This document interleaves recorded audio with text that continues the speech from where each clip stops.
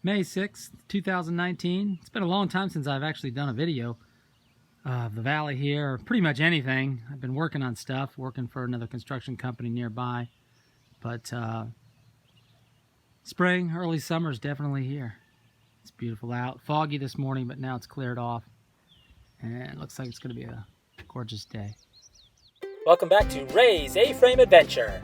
Episode 46, slightly delayed. Delayed? What do you mean? I mean, you filmed this last year, and now you're finally getting around to producing the video. Yeah, I'm trying to get caught up, but hey, at least it's in sequential order. Alright, Mr. Procrastinator. Well, it's 2020. We better get this rolling. Alright. In this episode, we're going to talk about installing the carpet, and as you can see, my tent is still up in the room, and I've got to move it before I install the carpet. One of the first things you have to do to install the carpet is install the tack strips.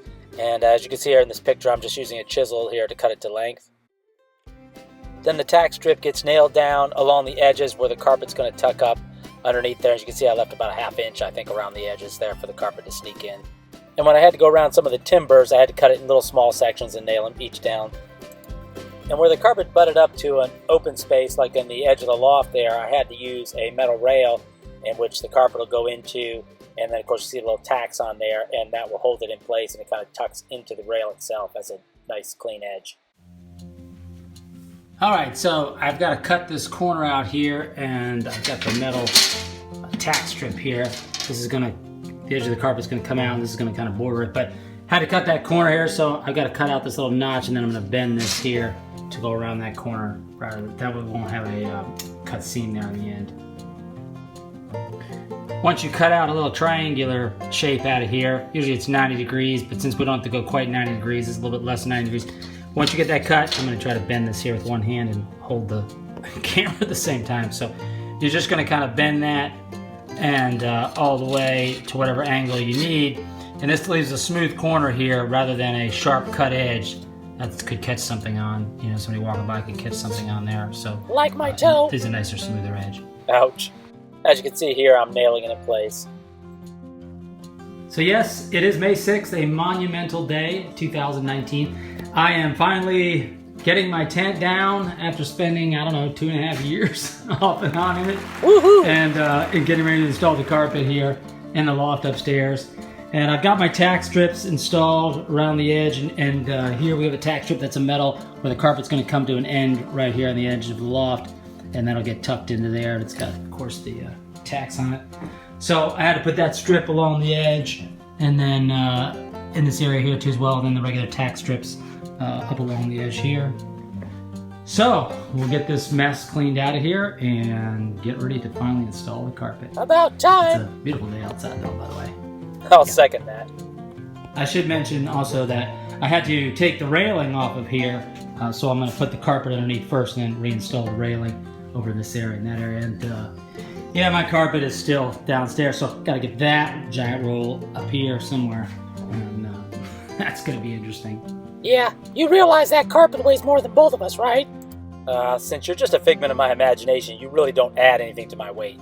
Oh, good. Then you shouldn't complain when I want extra syrup for my waffles. Oh, brother. Or chocolate chips. Can we stay focused? Or peanut butter. When installing the carpet pad, it's said to run the padding the opposite direction, which we're going to run it that way, as the final carpet will be run, which is this way. So instead of running the opposite direction, staple it down, tape the seams, and it'll be good to go. And I should mention before I even do all this that I really have never installed carpet before, so what? This is kind of my first time, so don't You're kidding. necessarily follow what I do, but this is Should we put out a disclaimer? Show you my process, and then you can take it from there. I went ahead and I just cut this a little bit long here, so I'll get that side stapled down, and then I will just trim that off since things aren't quite perfectly square. Oh boy. Although they're real close. But anyway, rather just do that and cut it and put it in pieces. The other thing I want to mention was I don't have a tack strip under this edge right here. This is where it's going to join the luxury vinyl tile, something like that, snap together tile, whatever that is, you know what I mean. Anyway, it's going to join there, so I'm going to have a metal strip that covers that area, and that will keep the carpet down in that area. So here we're just going to butt it up to just a hair short of the tack strip, and then we'll staple it in. Let's kind of hold it there. Okay, that really didn't hold anything in. I didn't actually push hard enough, but after I got off the video there, I actually pressed hard. Got it stapled in there. Okay. You're Mr. Full Disclosure today. Honesty's the best All right, policy. so I was told to leave a little gap between the pad and the tack strip here, not to let this ride up over the top, because when the carpet gets stretched, it kind of pulls that way, and you don't want this riding up over the top, covering up the tacks right here that hold the carpet. I've got all the padding in, and Yes? yeah, got all the padding in. Uh-huh. What else did I want to say about that? Something else. It's time for Anyway, lunch? it's all in. I'm still having to shuffle No. some tent stuff around, everything to get it out of the way, but Rats. getting ready to install the carpet here. But yep, all the padding is in. You're getting hungry. Nice try. Oh, that's what I wanted to say. I didn't have any tape to tape the seams, but I did staple it pretty good, and I was told that a lot of the guys just staple the seams there rather than tape it, so that's what I did. Oh my goodness. Trying to get that roll of carpet up upstairs. Not quite yet. Yeah. Thank you, Mr. Obvious. To the railing area there. I knew we should have had lunch. I don't know how much it weighs, but whatever it is, it's too much for one person, at least me, to try to get up there. But anyway, I got up there. I think it's pinched, so gotta go up top, see if I can pull the rest of it up. Well, there's success. I got it up. Just barely enough room here. I'm going to have to try to roll it out a little bit and pre-cut it. There's just not much room up here in the loft, as you can see, to try to do it. Now, I was going to try to pre-cut it a little bit downstairs, but really wasn't any room out there on the deck either. It wasn't really big enough, so we'll make it work. I think I'm taking a break. I'm going to get lunch first. Bingo! Finally. The final size of the carpet in the loft area is going to be about 9 feet wide across here, and then then it's going to run the length of this way, so it comes in 12 feet. So what I'm doing is I'm knocking off a couple feet here, just measuring it out, marking it with a magic marker there, Sharpie, and then going in and just cutting a couple extra feet, a little more than 2 feet off extra off of this roll. That way I'll be able to maneuver in position and just have, 6 inches or so on each side extra as I do the final cut. So that way to make it a little easier to maneuver around. Okay, I was going to break for lunch, but decided not to. I didn't want to go to lunch, be all stressed out about having to get this carpet roughed in. So anyway, I've got it kind of laid out here. I rough cut it to fit in the space, which was a little bit of a chore, trying to get up in some of these areas. But anyway, it's rough cut, laid out, and now I can go to lunch. Woohoo! And then I'll come back and, and hopefully finish it up. All right, doing the final install on the carpet here, up against one of the edges here.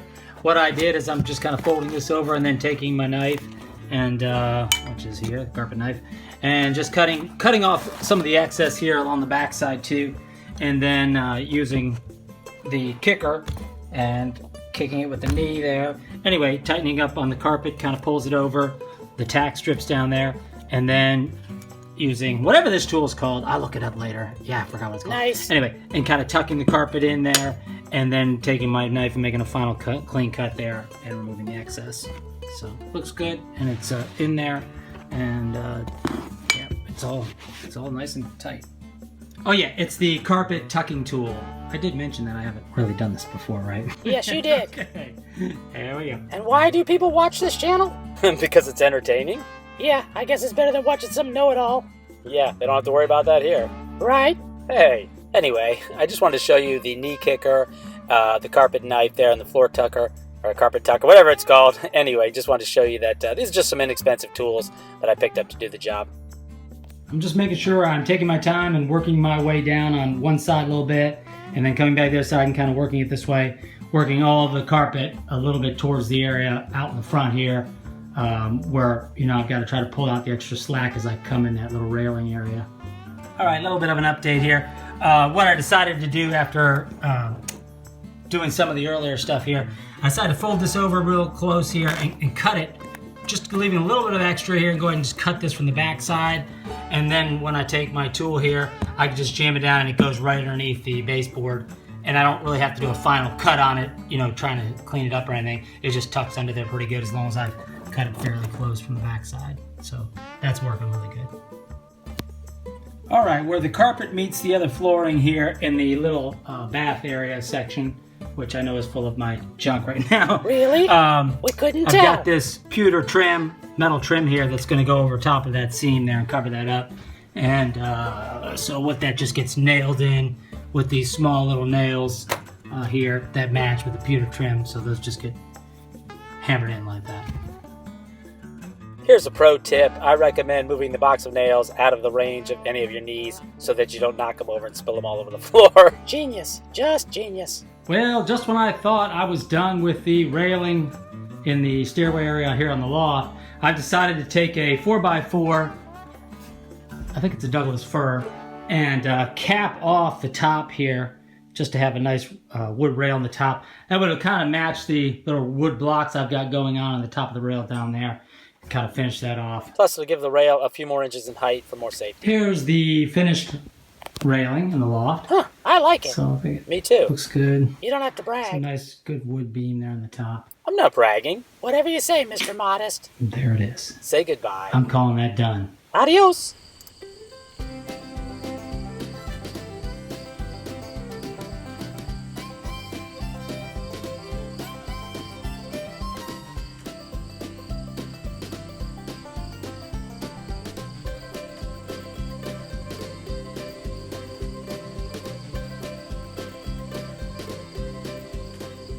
Nice touch. Thanks.